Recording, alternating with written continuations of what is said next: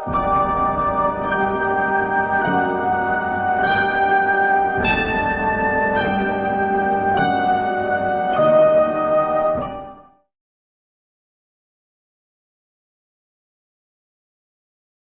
were discussing women who were living in relationship with their parents or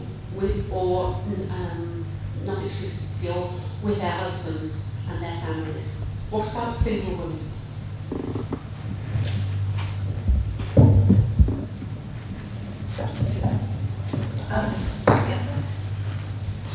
Thank you. It's a really important question, and I apologise if that came across, because I was really trying to discuss the roles of women, primarily actually within a Christian community, within a church context, but also within a home context. So I suppose my response on the role of single women would be similar to those of a married woman within a church context.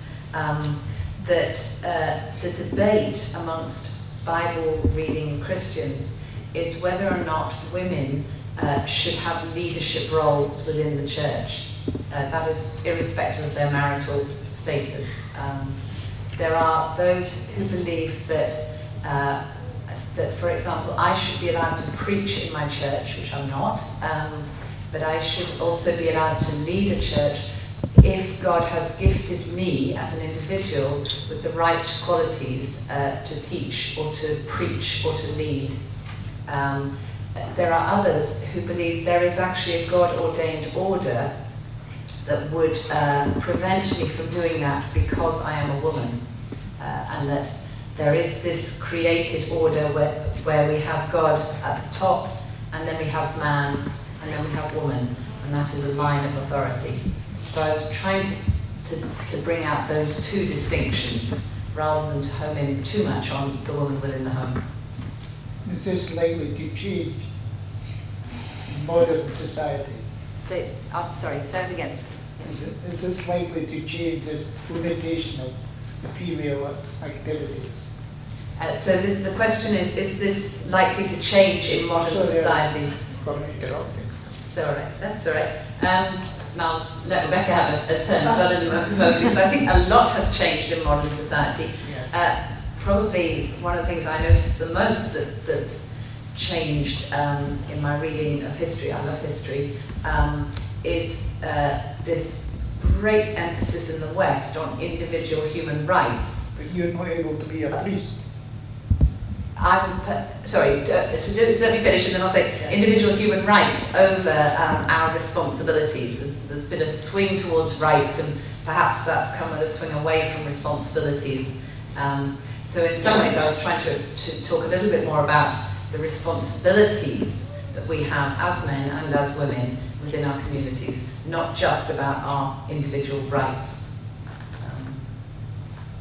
I'd like to hear what Rebecca has to say as well. I think, I mean, obviously there have been and always will be single women in society and in Muslim societies as well.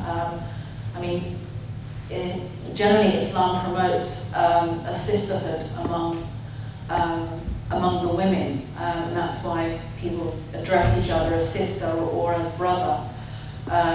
So from my observations, a woman who has never married or who is single is just as, I mean, there are women in the communities, for example, down in London, very active, organising educational tours in places like Syria and Iran. There's no real problem. I mean, we are all sons and daughters of somebody, so it's a bit difficult to avoid completely interacting with men unless you really go out of your way. So, I don't know. Yeah. So you don't think that a single woman in society will go on being single? They'll probably end up. No, I mean there's women who I know who it's unlikely they're ever going to get married, and They are teachers, you know, very active in the community, speakers. So there isn't really a sort of an issue. There's no kind of issue about it. They're just seen as, you know, oh, she never got married, and nobody really asks why, because we don't stick our nose in. So she just never got married for whatever reason, and but she's still sort of, you know, prominent member of the community, doing a lot for her own. This is just an example of one lady. As I said, organising educational tours, teaching, and she's done a lot for many decades, and especially now. There are many single women in Muslim society because for X, Y, Z number of reasons it's getting harder for girls to get married, so they're just getting on with their jobs, really, and just either going abroad for education, Islamic education. I mean, teaching is very much respected and an honoured position in Islam. So a lot of them are dying to sort of go abroad and study and teach, or else they run charities. They will be running orphanages. I mean, journalists, filmmakers, just getting on with their lives, really. I just wanted to add that I think just to be clear, I think the discussion today has been about men and women in their roles as men and women, not hopefully in their roles as married or single. So such that a woman, be she married or be she single, still faces these same questions. Am I able to do everything that a man can do? Is that part of the, if you like, the God-ordained order for society? Or as a woman, are there some roles that I'm less suitable to than others? And that is irrespective of our married status. Okay, as with every Christian church, there are some places where we cannot occupy. And this gentleman was saying there remain some places in society today that women cannot go. Some roles they cannot occupy. Yes, they do. Yeah. Are there any other questions, please? Yes.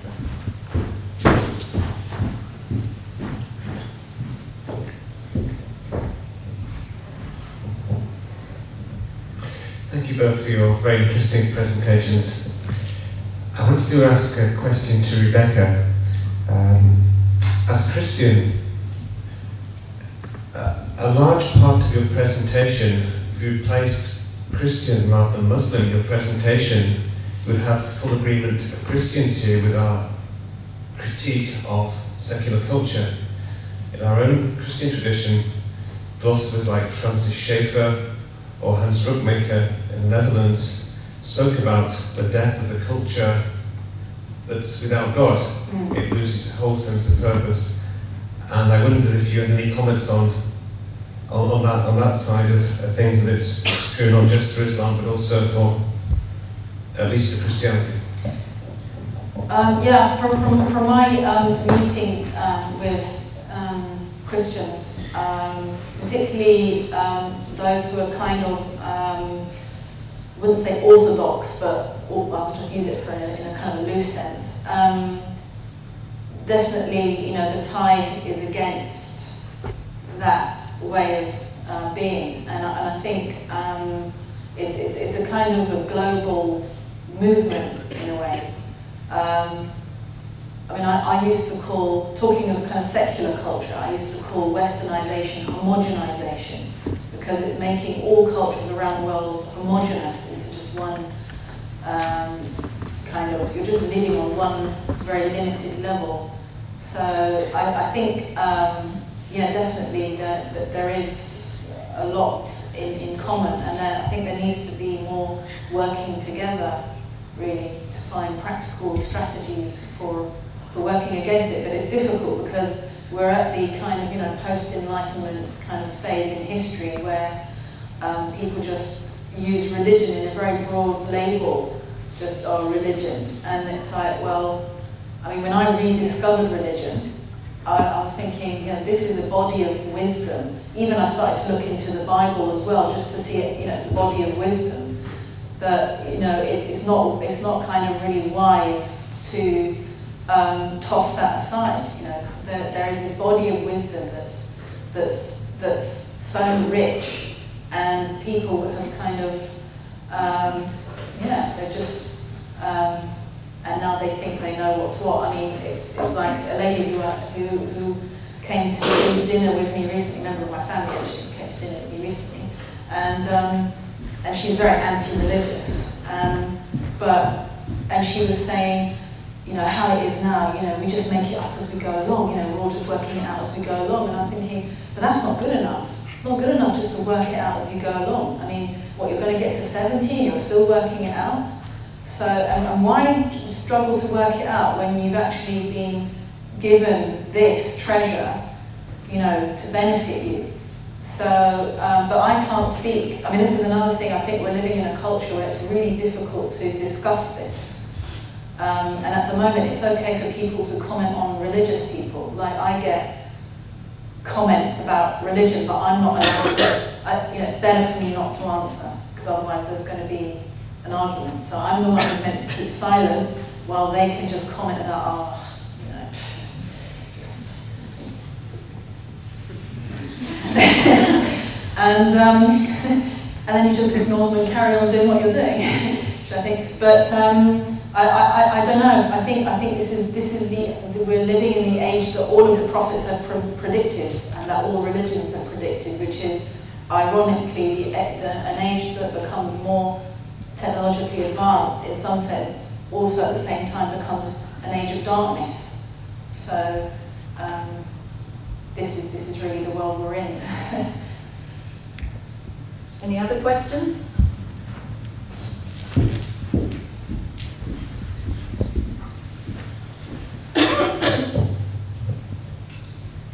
This is a question for both of you, but looking at, I suppose looking at wider society, I was wondering if there was any views from either religion about what types of jobs women maybe should have or maybe shouldn't have, thinking particularly in terms of talking about the complementarians, whether they would have any views on that, and also when you were speaking, Rebecca, about a role to kind of protect your soul, and whether there's a view on that. Would you like to comment? Yeah, it's a huge question, really big. Possibly I'd like to start by the second part. I really liked, Rebecca, that phrase she used about protecting the soul.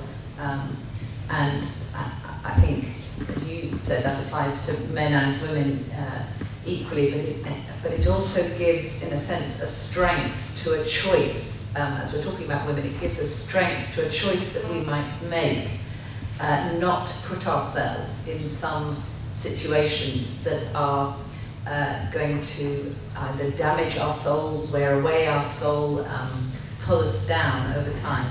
And I think that's a choice that perhaps we should be encouraged to make more often than we do. But to go back to this bigger question of whether there are jobs that women should or shouldn't do, I think the complementarians would say that within a church context, the kind of role that a woman should not fill is one where she is exercising authority over men, such that the man is unable to reject that advice. So the rationale behind that argument is that God has given a hierarchy, if you like, to wisdom, to this kind of wisdom that is to do with authority, and that He has equipped men for that role over women. So I think that's quite a hard view to express in modern culture. It doesn't sit at all well with modern society. I'm not sure that I agree with it in the way that it sometimes is carried out to an extreme either. But I do feel that society in general works better where there are clearly defined roles. I think if we're in a society where there is just open competition for every role, that doesn't work. So I do think some kind of order within society, some kind of hierarchy is a good thing. And I won't comment on whether I think that should be male-female, but I do think hierarchy is important. I was going to say mining is one job women shouldn't do, and possibly street cleaning as well. We'll leave that for the men.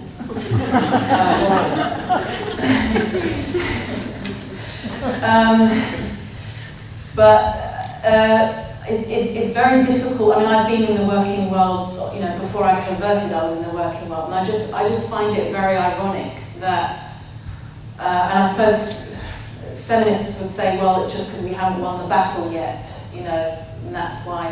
But I found, I mean, I've worked in many different kind of environments, media, academia, worked in the London Library for a while, property, banking, when I was sort of going from, you know, doing my temping stint after university. And I think when you're that age, your early 20s, you're just exploited left, right, and centre, and you don't have the sort of the knowledge or the understanding about how to handle it. So, I mean, I've observed that it's very rare to find a male secretary or a male office manager. So if someone goes into a company, they'll be greeted by a female face, a female secretary or a female office manager. And my experience of working in these places is that you're still there to provide some kind of entertainment as well as doing your job. So, and that is just, it's so ingrained in the culture that you're there as a piece of visual entertainment as well as there to do your job, that you don't even begin to kind of think about it. You're actually encouraged to kind of play along with it. Oh, well, it's all just part of the working world. So,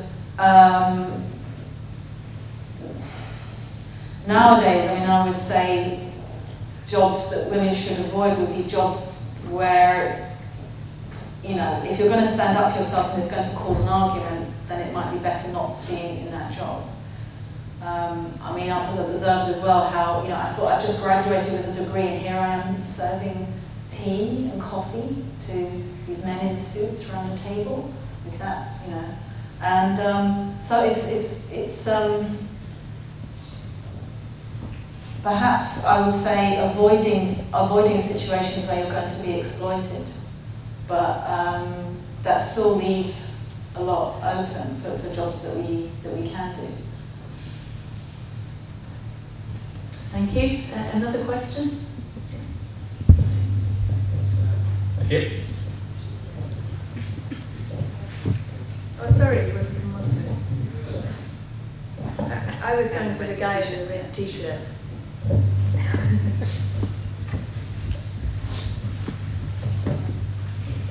Hi. You speak about this creatorial order of God, man, and then woman. My question is just, how do humans know that? Is this something we should know intuitively?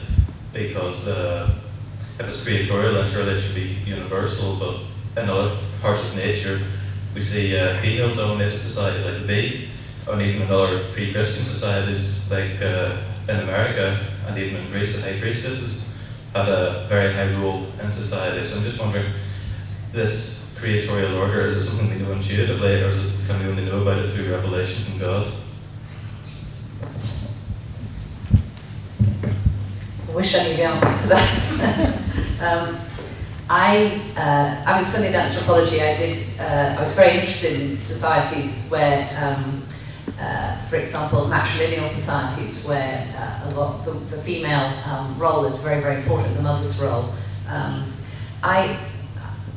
When I speak about a view, a biblical view, that there is a creation, there is a created order that seems to run God, man, woman. I think that order is something that is less intuitive within the individual but more intuitive within society. And that again takes me back to this idea that I do think society works better where there is some kind of hierarchy. And I'm really not saying that that has to be man over woman, actually.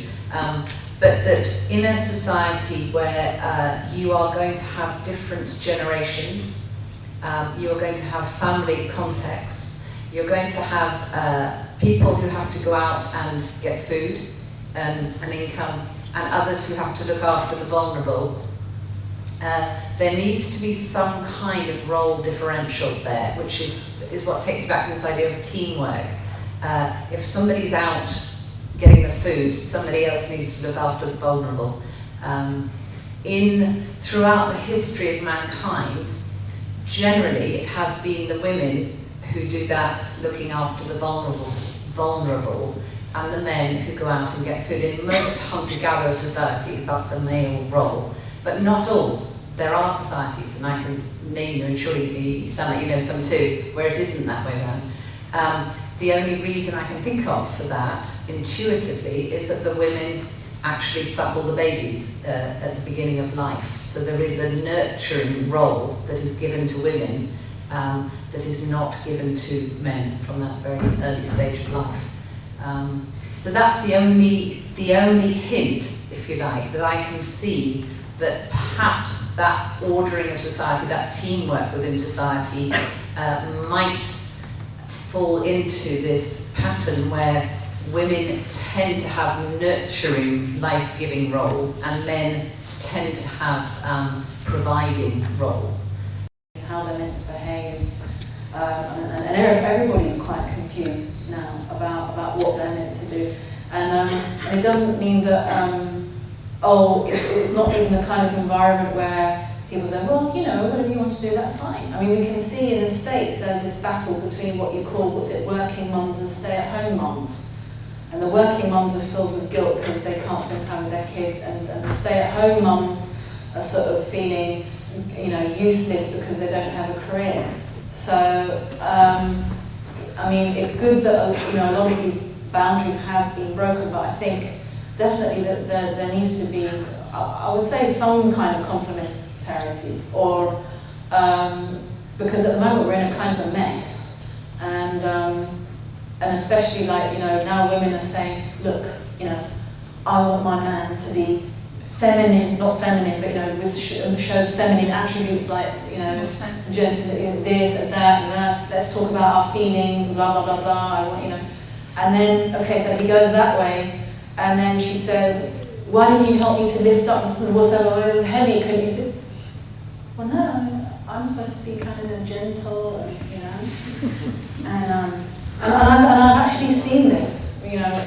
So, well, no, but you've got to be, you know, you're meant to be the hunter-gatherer. Oh, right, okay. And it's just, you know. So I think, yeah, we need to get back to some kind of working together in a complementary way, I'd say. Was there a question I passed over up there? You talked about the kind of secular degeneration of the 20th century and the role of men in that. I kind of quite like to be quite pragmatic, and I'd ask both of you, how do you think we can change that? What can religion do? What can women do? So we're all talking about it, but what are we going to do to change it?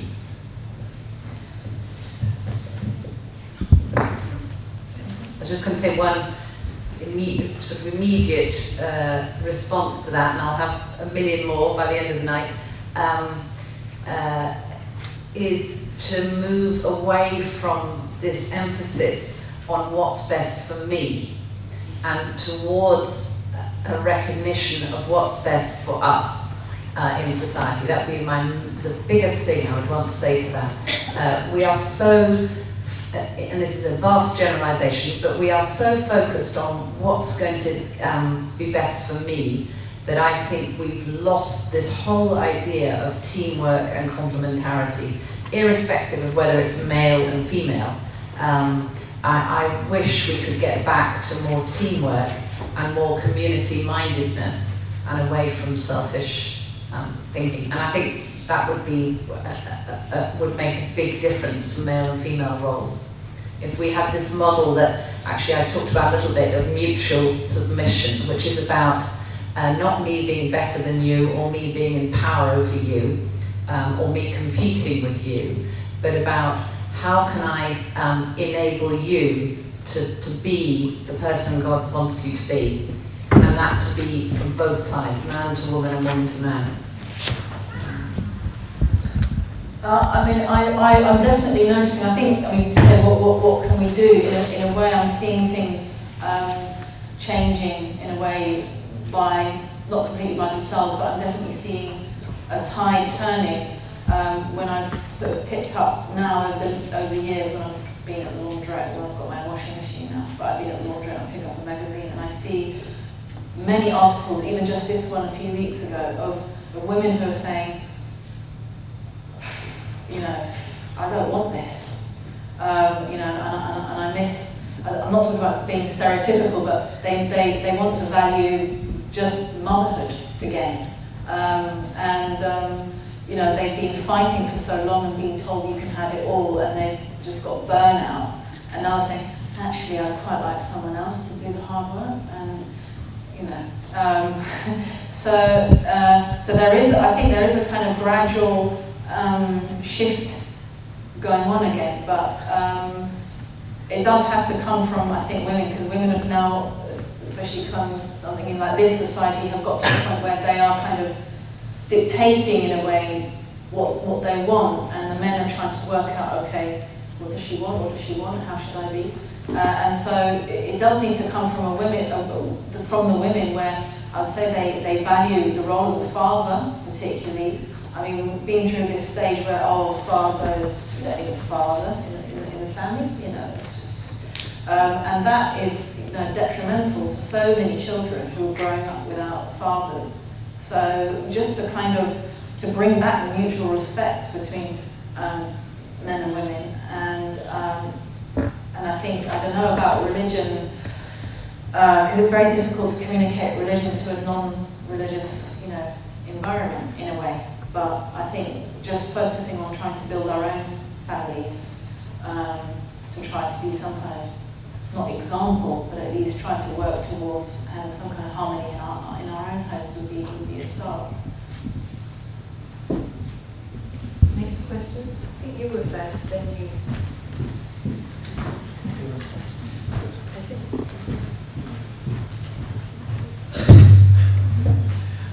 My question is like roles of women in context of history, society, culture and religion.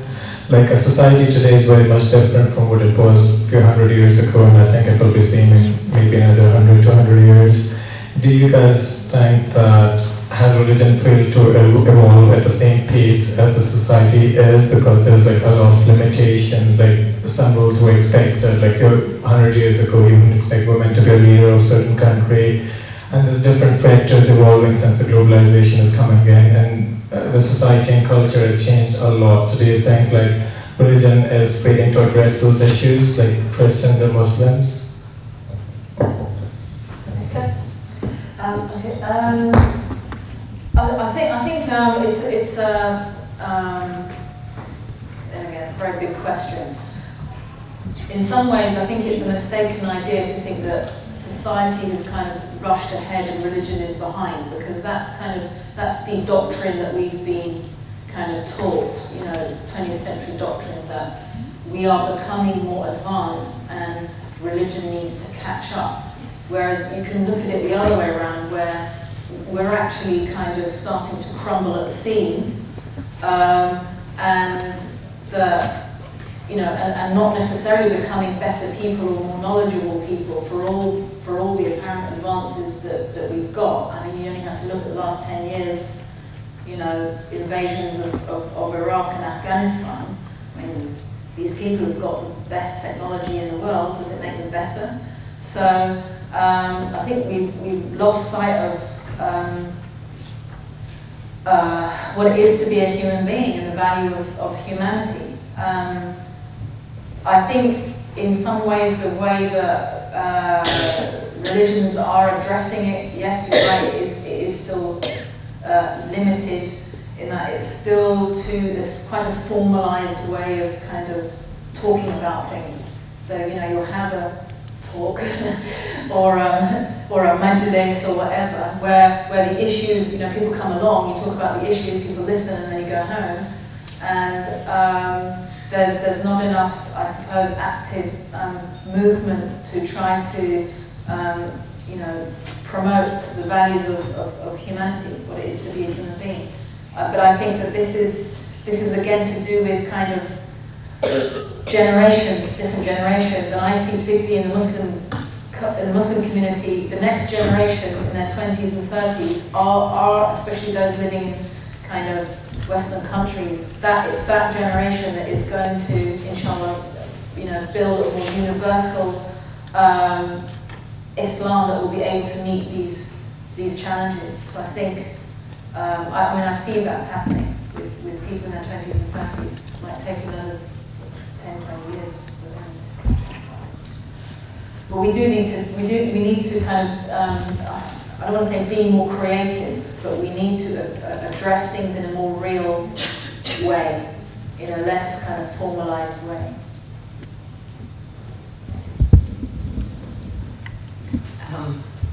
I was just thinking about technological advancement. I think a lot of things actually, but technological advancement is happening faster and faster, it seems, in our society. And whether or not things like washing machines that you mentioned, bread making machines, etc., have freed women, and it is generally women, that's a generalisation, but have freed women to do more and to be more and to be more fulfilled in their life, or whether actually it's trapped women to trying to do too much and they're running around like I spend most of my life doing as a headless chicken, thinking I can do far more than I actually can. And I can see that the pace of technological change is going to make that more and more of an issue. We supposedly have time-saving devices that are equipping us to do more and more and more and more. And I think a really important role that both our faith communities can play is to remind all human beings, not just within our own communities, but all human beings, that there is something far more substantial to the point of living than achieving an awful lot in a day. And I do see that message is coming out of the faith communities because it's not going to come out of the secular world. And that is that if the point of life is to live as God intends us to live, whatever that means for us, to be fruitful, to live out our God-given potential, then the faith communities can perhaps model that kind of way of living that is built around relationships, the way in which we relate to one another, and not around the number of things that we achieve in a day. So I see that the faith communities and religion can have a very powerful role in steadying us as we move forward. Yeah. I know there's one more question up here just now. Hi, this goes back to what Sister Becca said earlier about the fact that, like, in modern society, sometimes we can be chasing, like, kind of the idea of making up as you go along. I was wondering if you think that there's something similar going on within kind of religious beliefs, where you can see the way that kind of interpretations and understandings are always changing, I could say developing, but at the same time, is that not, do you not see that as being something similar to the idea of kind of making up as you go along, and that you can always, you never get in there, just the same way as you said, like, for example, when you got no religion, you're kind of making up as you go along, which is a fair enough point, I think. But I'm just wondering if there's something similar going on within religious belief, if you believe in that way. Probably at the level of the material world, there's always going to be, I mean, on this plane of existence, let's say, there's always going to be reinterpretation, and even that has been taught by, you know, the Holy Prophet, that, you know, the Holy Book is not just a book for its time; it's a book for all times, and it's there to speak to us. So we do need to be actually improving. I mean, there is this idea, as we know, among some people that we should go back to this kind of very fixed kind of definition of how to be as a Muslim, let's say. But we should have improved as Muslims over the centuries. It's always a challenge, I suppose, to learn the religion. So people will interpret religion based upon their level of knowledge. But what I can say is that we do have those teachings that are available to us. And I think that's what I meant when people are saying we're just kind of figuring it out, because they don't have any reference points. At least, I mean, I'm not blind to the situation that's going on in the world and in the Muslim world, but at least we do have that body of knowledge to refer back to. And there's no denying, though, that over the centuries, due to different reasons, that knowledge has actually been whittled away. The methods of teaching were, have been undermined over the last 200 years. And what we've got now, I mean, I would argue that what we've got now is kind of traces of what was there, or what is there, in terms of our understanding and knowledge. So, if we're at a stage where we are kind of figuring it out, I think it's because we've reached this age where that knowledge hasn't been valued and it hasn't been transmitted. We're now in an age where there's very few people who have a good comprehensive knowledge of this way of life and can transmit it in a trustworthy way, unfortunately. So our challenge is to go and look for those people. Any comments on that? Difficult to know where to start. Yeah. No, I would echo everything that you're saying, and I mean, just a very simple reflection, and this is as a person of faith, that if we set our eyes on God, and instead of constantly looking around us from side to side, I hope there might be a little bit more unity of vision and direction between and within our faith communities than if we adopt the current prevailing kind of Western model, which seems to be, let's look in every single direction and spend most of our life trying to work out which one we might end up adopting and not really focusing on any of them. It's very easy to say focus on God and don't look too much from side to side, and it's hard to do in practice, but I really think it's a goal that many of us in the room, in terms of being people of faith, would share, and probably quite a helpful simple one. There's time for another question, last one. There's somebody here. Oh, sorry. Three? I saw this hand go up. Okay, that's fine. Thanks. And yeah, I found it quite interesting that both of you mentioned the family, and we're speaking about the family. I'm kind of coming from quite a feminist position, so this is kind of the level at which I'm sort of engaging with what you're saying today.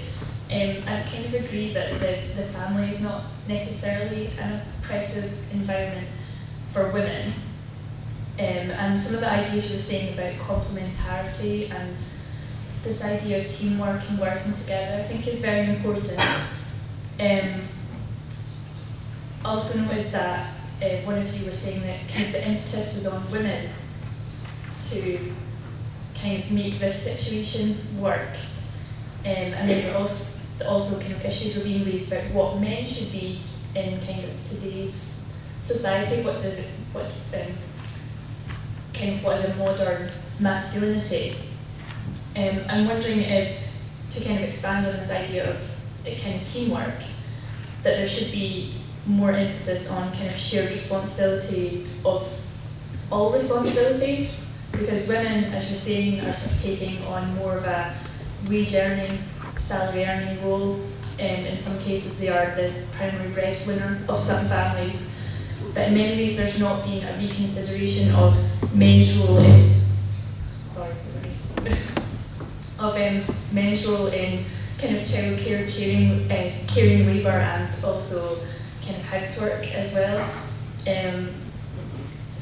Sort of there's some women who are not necessarily satisfied by those roles and who seek out sort of paid employment and career and can work outside the home, and equally there might be men who are not satisfied by their traditional roles. So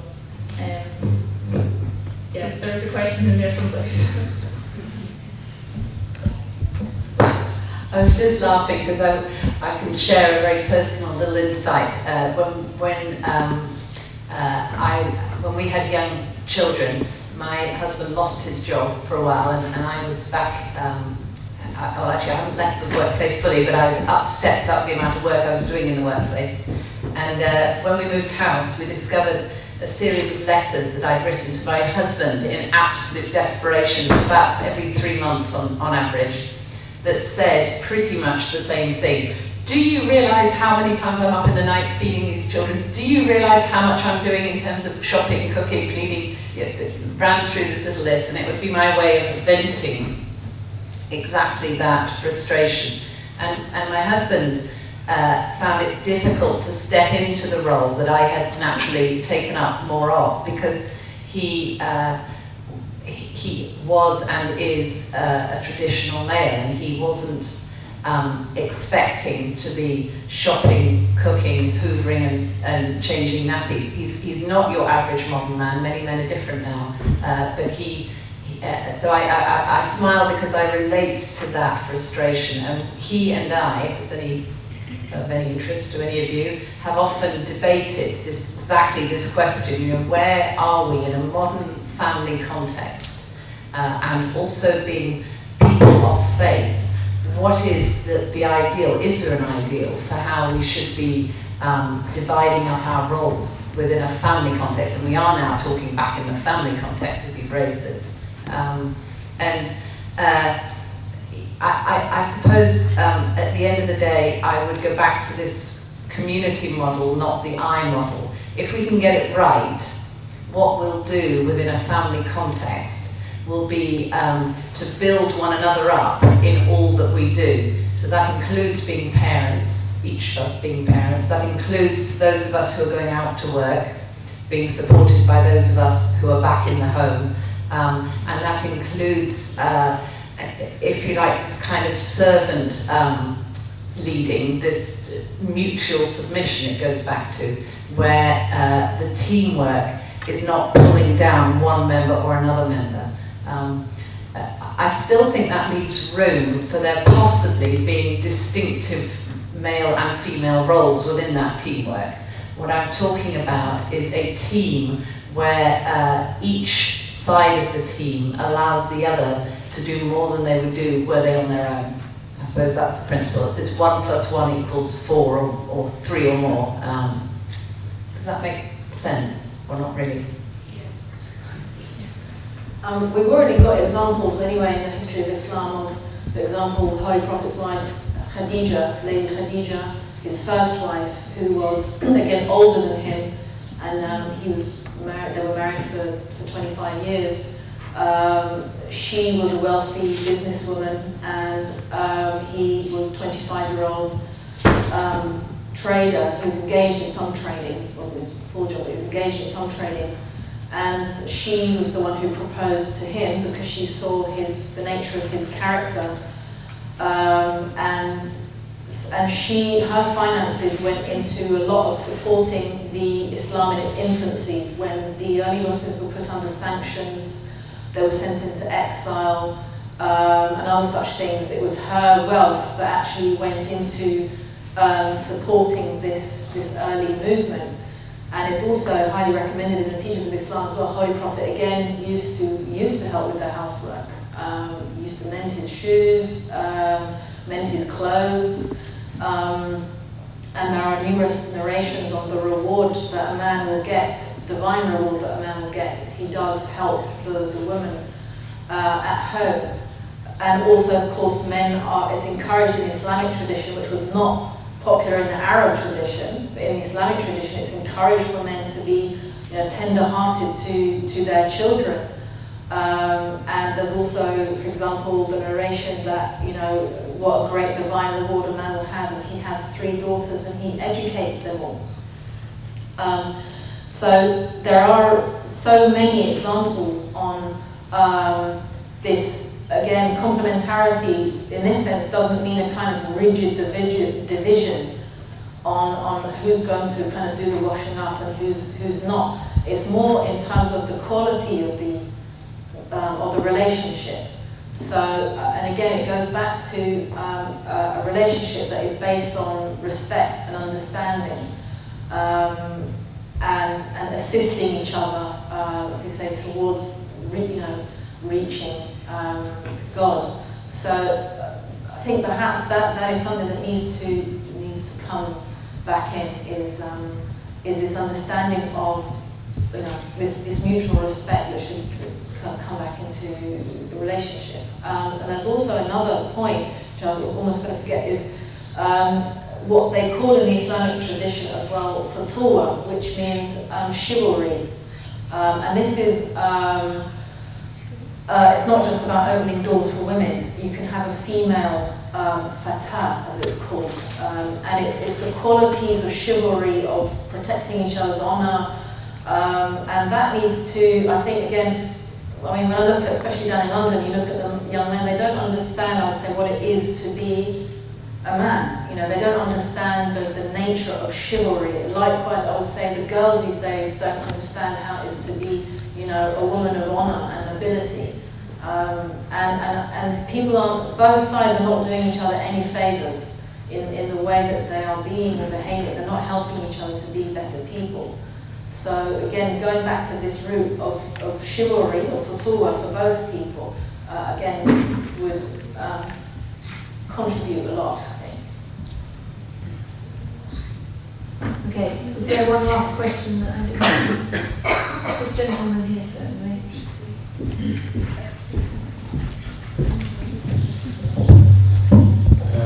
This is for both of you. Would you agree that the recent increase, or not recent, but the increase in divorces we had in society, say compared to 100 years ago, is due to the fact that we are forgetting our basic roles that men and female are meant to have based on our biological makeup, in other words, how God meant us to be.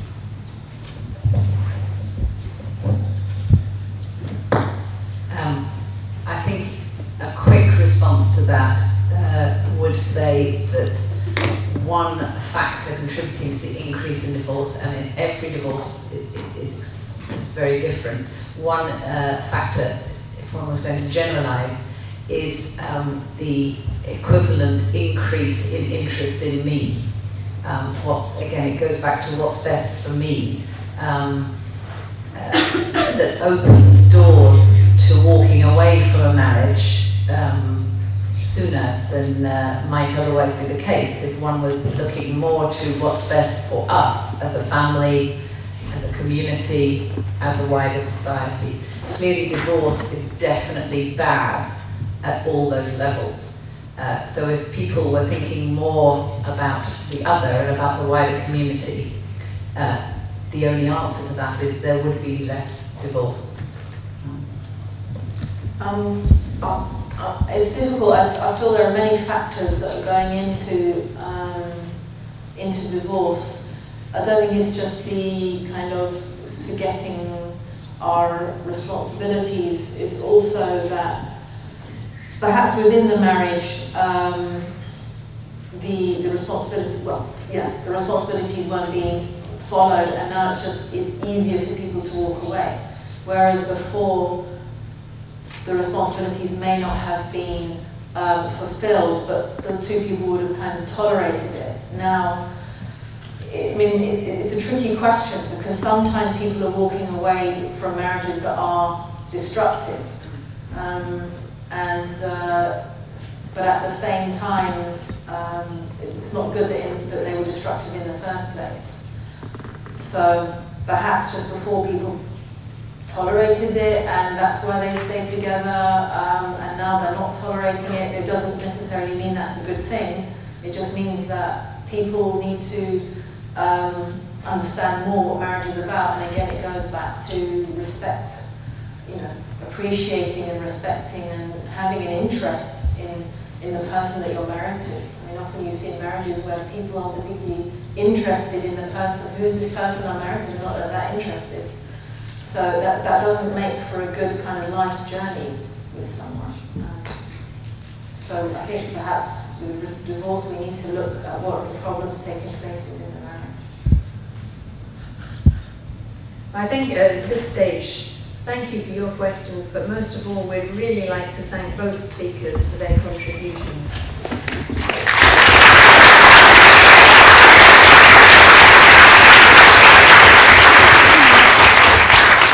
So both of you have come a long way from London and Cambridge to be here with us, and you've put a lot of work in and made a huge contribution to the discussion tonight. So we want to thank you for that, and please accept, please. Thanks very much. So I'd just like to tell you about the next event. Yeah, you need to put this date in your diary, Tuesday the 7th of February in the Dalhousie building. And it's something really that's of fundamental importance to us, isn't it? That God would step into our world and reveal the truth. So we're going to be looking at the Quran and the Bible. Now, if you want more information about this, then you can sign up to the Muslim Message Society email list, and you can contact the Muslim Message Society at that email address there, mms@dundee.ac.uk. The next thing we'd like to tell you about, though, is a very important book. Rebecca has written this book, Passing Through the Dream, and it is available to you outside on the bookstore. But of course, before you purchase it, you have the privilege tonight that you can speak with her and ask her what it's about. There is just a little bit more to do this evening. First of all, we'd like you all to fill in the feedback forms. It's really helpful, especially suggesting new topics or things that we could do differently. But we actually would value your gifts or donations so that we can bring other speakers to future events. Thanks to those who've given already. And then, of course, the other thing that remains for you to do is to eat, because we'd like you to spend some time together, have some refreshments and get to know one another. Why not try and find someone you've not spoken to before? And of course you can continue to talk about the topic from tonight. Use the bookstores, there's stuff there that's free. And there's this message here really from the Dundee University Muslim Message Society and their Christian friends. We'd all like to thank you for your time and for coming along tonight.